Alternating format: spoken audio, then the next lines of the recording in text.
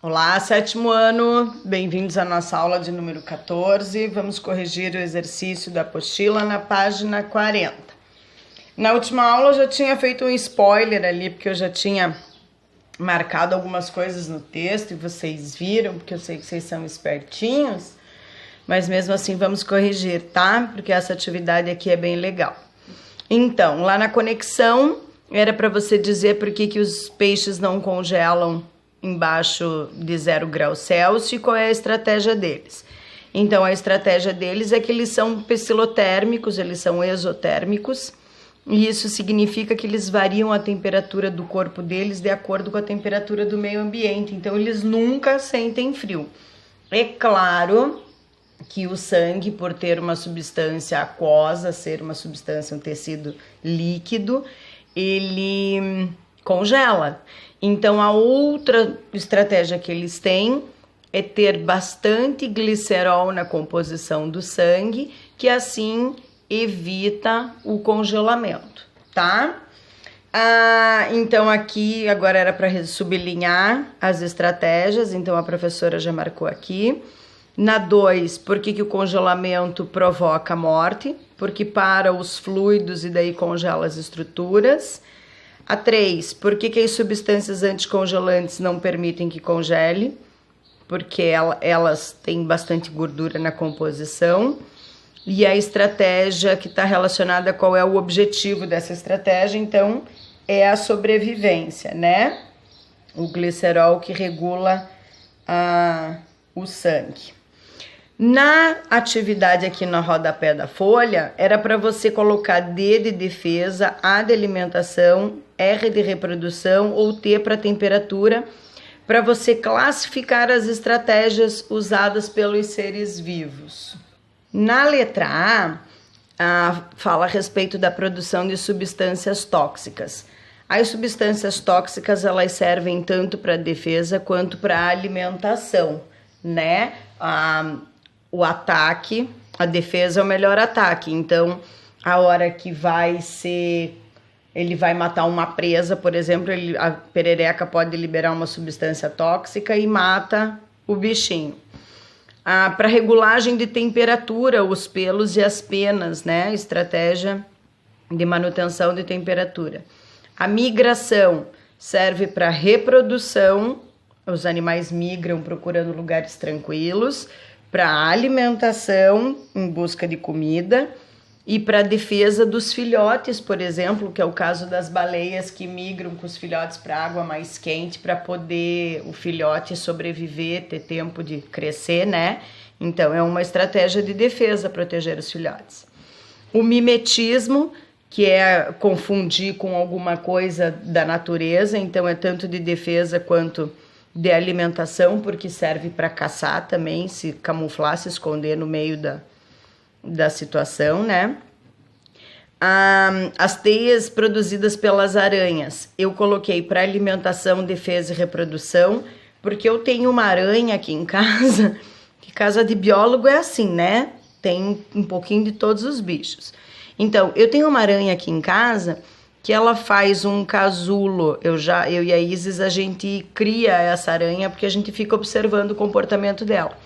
Ela faz um casulo onde ela se protege do frio, da chuva, do vento, onde ela tem os filhotes dela, e da saída do casulo ela tece uma outra teia para alimentação. Então eu coloquei a teia de aranha como alimentação, defesa e reprodução, tá?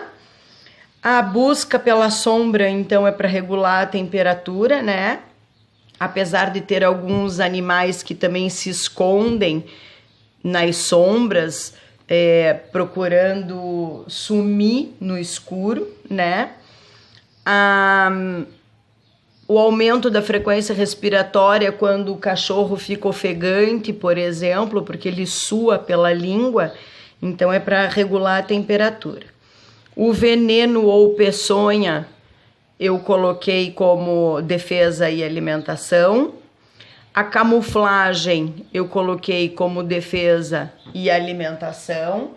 porque o leão se agacha no meio da savana para aproveitar a cor da pele dele, misturando, fazendo mimetismo, se camuflando, se escondendo para poder atacar, né?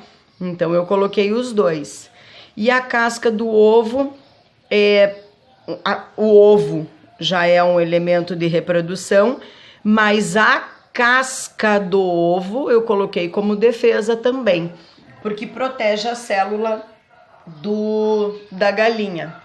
Então eu pesquisei em alguns sites, no Wikipedia, no Slide Player, no site da Embrapa, bem legal o site da Embrapa, que conta a ciência na web, bem legal, para irmãozinhos menores, achei bem legal.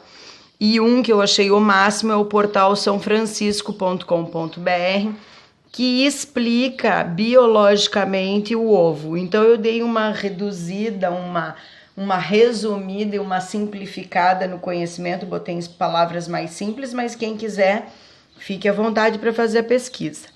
Então, se a gente for analisar um ovo, eu coloquei as partes principais, que seria a clara, a gema, aquele pontinho vermelho e aquele estrubisquinho branco que as mães têm nojo, tá? Então, o que é um ovo? É um óvulo. É uma célula de reprodução, a única célula de reprodução que a gente consegue ver a olho nu, tá? É o ovo. Então, a clara é a albumina, que é uma reserva de comida. Ele tem comida, isso aqui é a reserva. Aquele estrubisquinho branco que ficam na clara é a calasa, que serve para dar equilíbrio para o pintinho dentro do ovo, dentro da casca do ovo, porque a galinha tem que ficar virando o ovo embaixo dela. Então, a calasa dá o equilíbrio para poder fazer o pintinho perfeito, tá? A posição dessa calasa aqui, quando você quebra o ovo, já indica se o ovo é fresco ou não. Aquele pintinha vermelha que tem perto da gema é o gérmen ou blastocisto. É o embrião. É isso aqui que, se for fecundado pelo galo, vai virar pintinho. E a gema, aquele amarelo intenso, é o vitelo. Isso aqui é que vai nutrir o embrião durante a formação. Então, para ter uma boa formação, o vitelo tem que ser bem forte, bem saudável, bem nutritivo, para poder formar todos os órgãos do pintinho. Então, a gente tem dois tipos de ovos, o não chocado e o galado, que a gente fala, que é quando teve a fecundação, tá? O ovo não galado é o que a gente consome no mercado, tá bom? Então, isso aqui é mais curiosidade, resolvemos aqui. Espero que esteja tudo bem, espero que estejam fazendo. Um beijo, fiquem com Deus e até a próxima aula.